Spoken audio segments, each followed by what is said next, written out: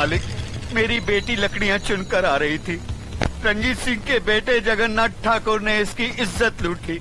हम गरीब हैं, इज्जत के सिवा हमारे पास कुछ नहीं है। अब कौन इससे शादी करेगा? अब कौन इसका हाथ थामेगा? आप न्यायमूर्ति हैं, आप ही फैसला कीजिए मालिक।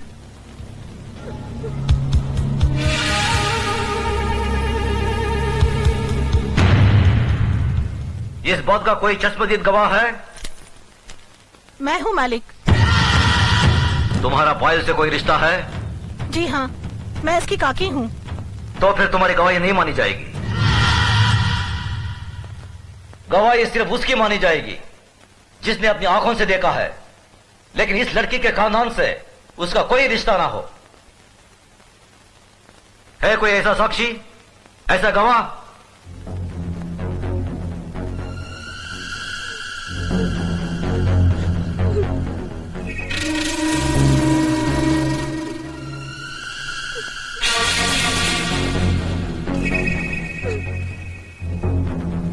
मैं हूँ मालिक। मैंने देखा है। तुमने क्या देखा है बेटे? मैंने देखा कि ये इस दीदी को जबरदस्ती अपने कंधे पे उठाकर पंपशीट में ले गया और दरवाजा बंद कर दिया। ये बचाओ बचाओ चिल्ला रही थी, मगर वहाँ कोई नहीं था।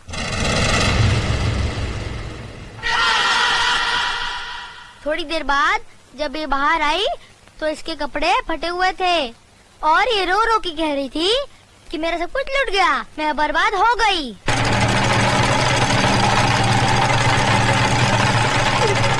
जगन्नाथ, कमीने कुत्ते, तूने इन गरीबों को क्या समझा है?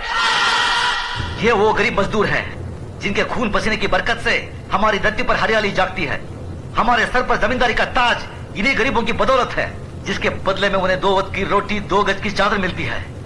और तूने उसी चादर में घुसकर इस गरीब की इज्जत लूट ली। फिर तुझ में और जानवर में क्या फर्क रहा? मुनीम जी, देवी माँ के मंदिर से सिंदूर ले आओ। जी मालिक। पायल, तुम इधर आओ। जिन हाथों से मजबूर करके इस कमीने ने तुम्हारी इज्जत लूटी, आज ये उन्हीं हाथों से तुम्हारी मांग भरेगा, तुम्हें अपनी पत्नी बनाएगा। ये हमारा फैसला है। गजराज, अपना फैसला बदल दे। आंखें मत दिखा। ये नीच, जिसके पांव अगर मेरी हवेली के फर्श पर पड़े तो फर्श गंदा हो जाए, इस 2 टके की लड़की को तुम मेरे घर की बहू बना रहे हो। तो नहीं जानता, जमींदारों में तो ऐसी बातें होती ही रहती हैं। मजदूर औरतों और मालिकों के बीच में ऐसे खेल तो अक्सर होते रहते हैं। कोई अपनी बीवी नहीं बनाता उन्हें। खामोश! मजदूर औरतों की इज्जत जमींदारों के बाप दादाओं के कोई जागीर नहीं होती जिसे वो अपनी मनमानी करे, रोन दे, कुचले। इज्जत इज्जत होती है, चाहे वो किसी ठाकुर की बेटी हो या किसी मजदूर की। पागल हो गया तू? तुझे इंसाफ करने की अकल नहीं है। तेरा अंजाम बहुत बुरा होगा गजराज।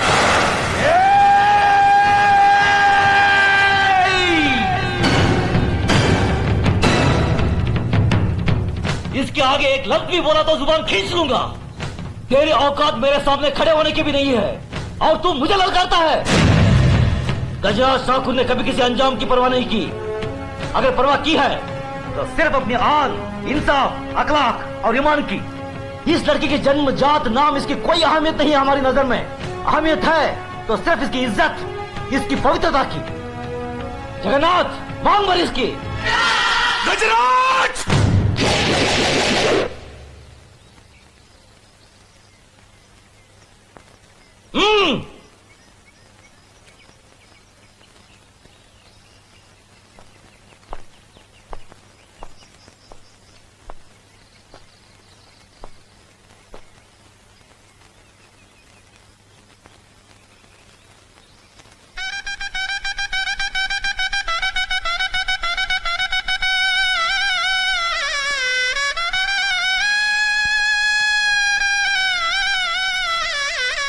सदा सकी रहो बेटी। जगन्नाथ, अगर तुमने इसे कोई तकलीफ दी तो हमसे बुरा कोई नहीं होगा।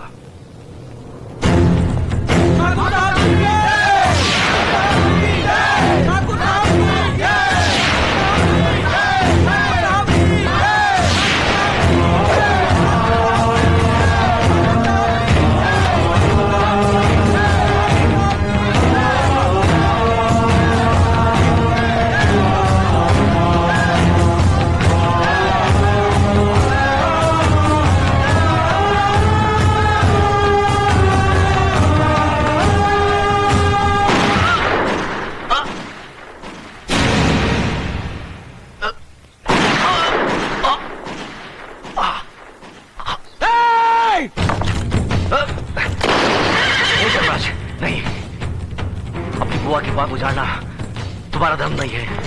बाबूजी, बाबूजी, भैया मेरे भाई को मार डाला, मेरे देवता समान भाई को मार डाला। ये क्या किया तुमने? ये कैसा अनर्थ किया?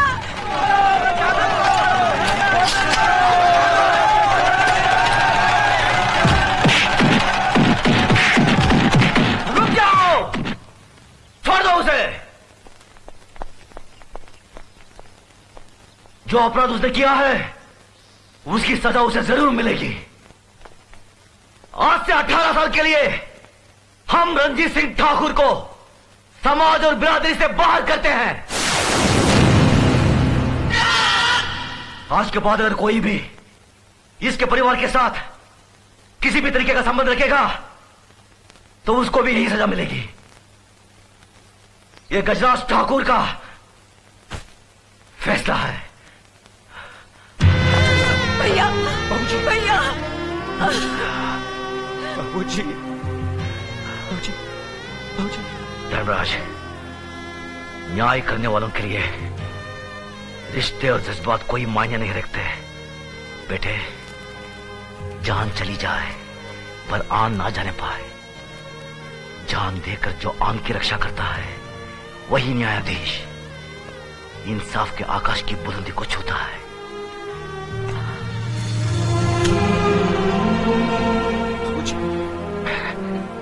धर्मराज, आज से हम भरतपुर कस्बे के न्याय और इंसाफ की बागडोर तुम्हें सौंपते हैं। याद रखो बेटे, जिस दिन भी तुमने अनजाने में भी गलत फैसला किया तो समझ लो वही दिन तुम्हारी जिंदगी का आखिरी दिन होगा। बाबूजी, बाबूजी, भैया, बाबूजी।